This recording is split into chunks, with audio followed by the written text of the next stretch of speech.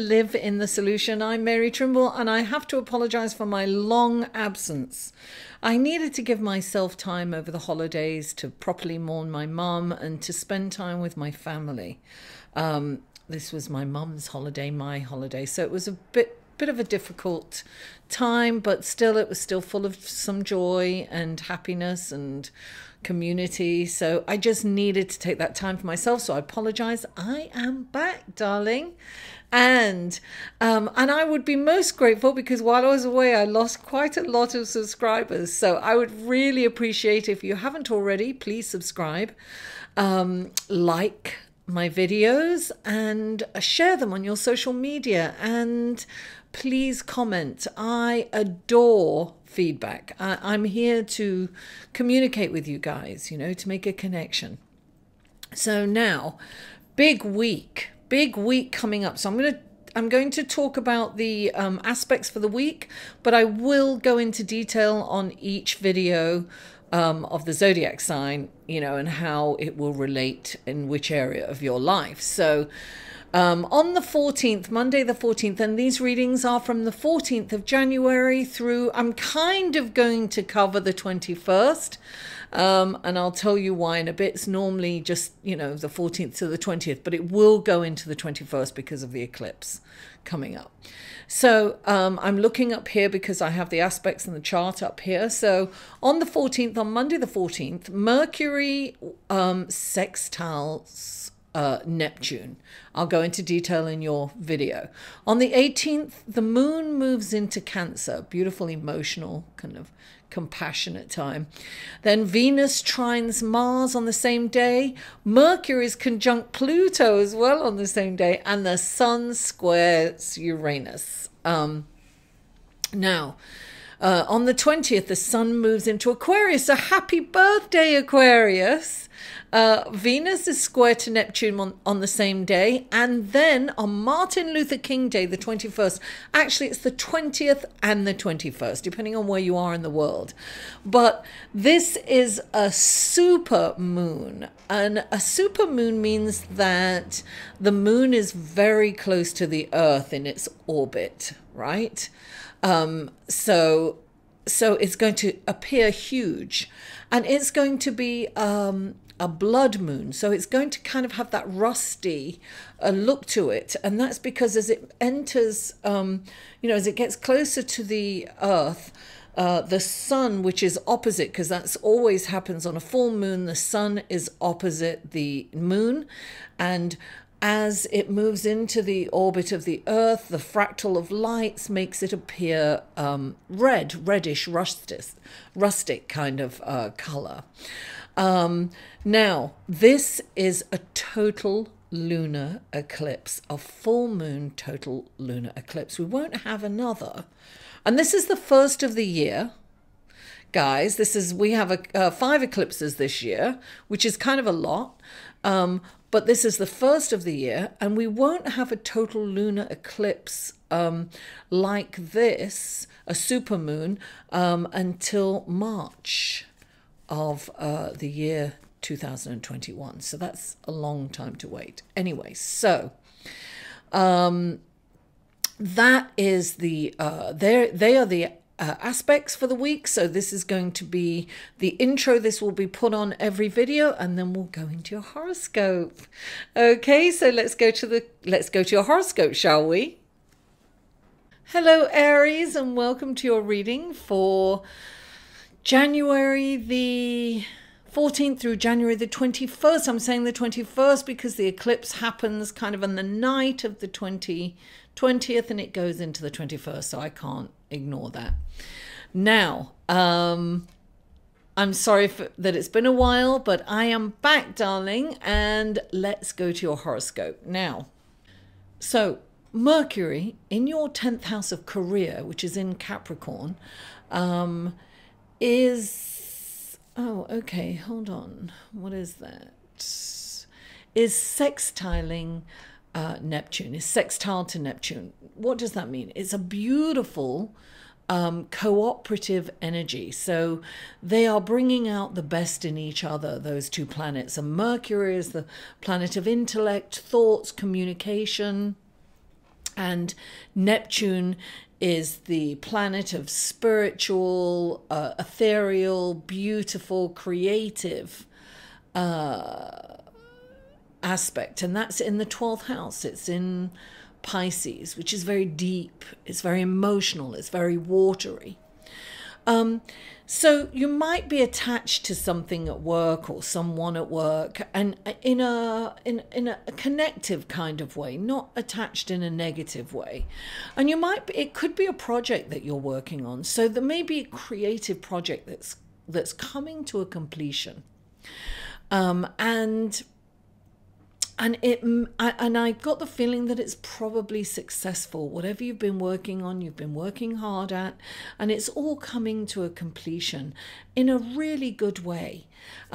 So also on this day, because this is on the 14th, right? On this day, you may be inspired by all these incredible creative thoughts, right?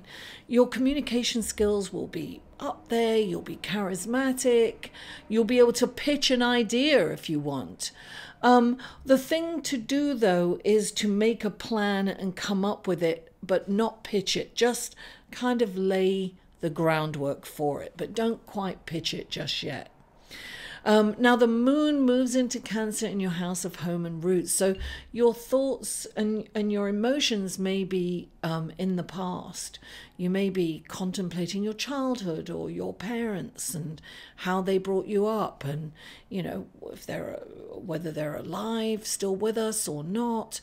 You could be really putting a lot of importance on that right now. And really feeling those emotions. And this is kind of a moody time coming up to this big lunar eclipse. Venus is trine Mars, the beautiful energy, right? Venus, the planet of love and relationships and finance, and Mars, the planet of action. So it's like you've got Venus is in your 9th house, right? Of spirituality and adventure, long distance travel. And Mars is in your sign, in your 1st house, who you are, darling. You're energized anyway because Mars has moved into your sign. And this is who you are. You're about action. You're about getting out there. And Venus is about love and finances. So you might really be taken up with earning extra income or beautifying yourself. You could go through a transformation on how you look, a new look, a makeover. Yeah, your thoughts will be on how you look and your style, and perhaps you are thinking about, about a spiritual retreat, perhaps starting yoga or meditation course or something like that to enhance your life spiritually. Now, the sun is in the 10th house and it's squaring Uranus. Now, when the sun, squaring is a challenging sign, right? So the sun is in the 10th house. It's in your house it's in, at this time, it's moving into Aquarius, but it's not quite there yet. It's still in your 10th house of Aquarius. So it's shining on your career, right? And then listen, you could lose a job. You could find a new job. This is all, Uranus is about surprises or shocks. Uranus comes in to shake up the status quo, right? So this is something that needs to be shaken up. So it's probably got something to do with work. So you may find some shocking news, a lot of people being laid off, a lot of people, you could be getting a raise, who knows? It could go either way for you. But expect change and don't be afraid of it, because even if you lose your job, it's because it's really not working for you. And you may have rationalized it for a long time or not moved out of it for fear of not getting another one. But things are stripped away sometimes with Uranus, and it's to bring in something new, much better, and more serving to you. So don't be afraid of that. And now the sun moves into Aquarius, right? So it's kind of simultaneous. It's moving into Aquarius. And so it's all about humanitarianism. It's all about the groups. It's all about getting with your tribe, finding your tribe, right? So you may be joining a group. You may be leaving behind a group that doesn't work for you anymore. So it's all about change right now. Now, Venus in the 9th house is square to Neptune, right? This can actually give you kind of a charismatic personality, right? Even though it's a challenging sign, it's a challenging aspect. Sometimes Neptune can be, I should be shuffling these cards while I'm talking. Neptune can be deceptive as well as kind of dreamy, right?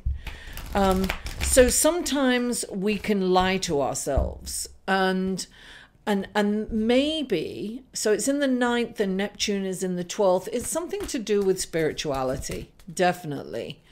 I feel that you're changing your spiritual belief systems, perhaps. You're moving towards perhaps the occult, something like that. There's going to be a change in your belief systems, I believe. Now, the lunar eclipse is happening in your 5th house, right? It's in Leo. And the sun will be in Aquarius, which is in the 11th. So they are opposite. Eclipses are all about letting things go. It's all about change. It's all about letting go of people, belief systems, things, jobs, things that no longer work for you. It's recognizing it. It's like you're seeing it. You see that certain relationships, you're not getting anything back for them. It might be giving all the time. So it's interesting. I really feel that this eclipse is really going to affect your loved ones, your relationships. And it could be children. Look, children could be going away to college. It could be, you're getting ready, empty nesting. It can be things like that. But this changes it's really good. Eclipses are there to let things go. They shake things up and you're just going with look, I've said this before. You can fight and scramble and try to go against the tide, right? But you get exhausted. Why not just relax, let the tide, let the water take you to where it needs to take you. Don't fight it. By going with the flow, you're going to be put down on another beach somewhere that's going to have a lot more resources, and it's going to be much better for you. So you have to really, at times of eclipses, you have to embrace the change. Things changed for me in the summer in that eclipse, and it wasn't pleasant, but change is inevitable. Suffering is optional. You can't stay there. Oh my goodness, this is so interesting. This is really good for you because I am shuffling the cards as we speak, Aries, and I'm just going to say this as I was shuffling these earlier, preparing these as your, I blessed them and I prepared them as your clarifying cards. The Wheel of Fortune came out. We have 2 Wheel of Fortunes in this, so this is exciting. I think really good things are coming out for you. Oh, yes, yes. Aries, this is brilliant. Yeah, there you go. Okay. The first card up for you is the 6 of Cups. And this is what I was talking about when the moon goes into Cancer. When does it go into Cancer? This is the 18th? Yes, the moon goes into Cancer on the 18th. So this is about you kind of being in your head. And also Neptune can take you here too.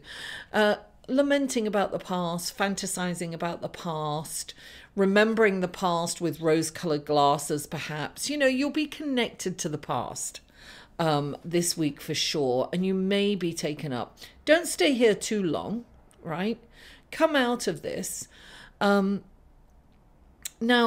perhaps you can, I feel that maybe you can use this connection to the past to heal, right? You can connect some dots, darling, and you can heal to move forward. And I say that because you've got the Wheel of Fortune, right? It's starting to turn in your direction. And what's really funny, I always think it's really funny, you've got this little head that's just coming up. So it's like you've been to the bottom and the wheel is starting to turn in your direction. So I feel that things are turning around for you in a major way. 2019 will be really good for you. Now the next card we have is the King of Cups, emotions, right? And that is this week. Emotions are, forget it. You know, emotions are running ragged this week because of the eclipse, because of the moon changing signs. And, you know, we're going to be feeling these kind of waves of emotion. Now, this is the king, look, and he's got Saturn right above his head. He controls his emotions. He suppresses his emotions. He feels that,